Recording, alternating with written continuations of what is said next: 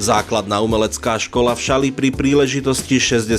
výročia založenia pripravila koncert a výstavu prác svojich učiteľov. Podujatie sa uskutoční v piatok o 18. hodine v priestoroch kongresovej sály Mestského úradu v Šali.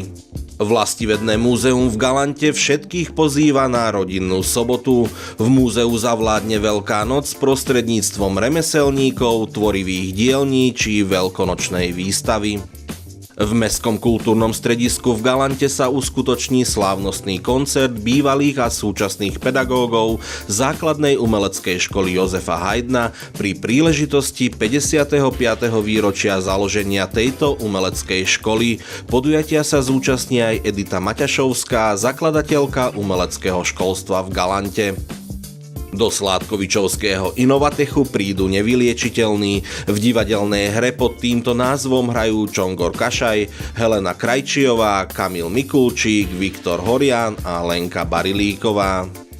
Mestské kultúrne stredisko Galanta pozýva všetkých na stretnutie nielen pre osamelých. Zábava, ktorá má v Galante viac ako 10-ročnú tradíciu, sa tentokrát bude niesť v duchu zábavy Medzinárodného dňa žien. Do tanca hrá skupina Spektrum Plus. Ako sa z času na čas stáva vo svete showbiznisu, nejaká tá pódiová stálica ohlási svoj odchod zo scény, aby sa po rokoch mohla triumfálne vrátiť. Bratia Nedviedovci sú na svojom spoločnom a údajne aj poslednom koncertnom turné s názvom Rozlúčka. Zastavia sa aj v Seredi v pondelok 25. marca o 19. hodine. V rodinnom centre Bambulkovo v Galante sa bude veseliť, sa bude tancovať, bude tu totiž diskotéka pre tých najmenších a tak neváhajte svoje doma sediace dieťa vziať do Bambulkova.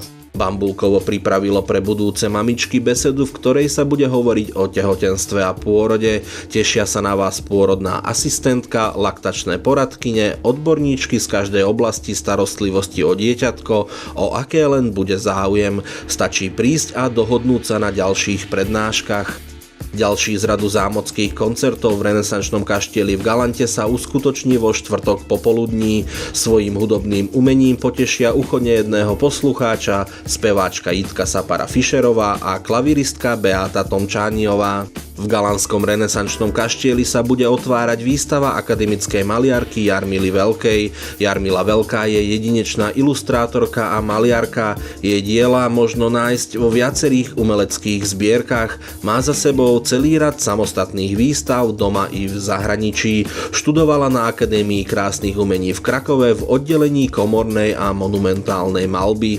Príbeh filmu, ktorý cez víkend premietne šalianske a serecké kino, sa odohráva v prehistorickej ére. Krúdovci sa predstavia ako prvá rodina na svete, ktorá opustí svoju zničenú jaskyňu, ktorá ich chránila pred nebezpečenstvom. Cestovanie cez nebezpečnú, ale veľkolepú krajinu im pomôže objaviť neuveriteľný svet plný fantastických tvorov. Dobrodružnú animovanú komédiu, ktorá rozpráva príbeh prvej pravekej rodiny na svete, môžete vidieť aj v galanskom kine, kde sa bude premietať so slovenským, ale aj maďarským dabingom.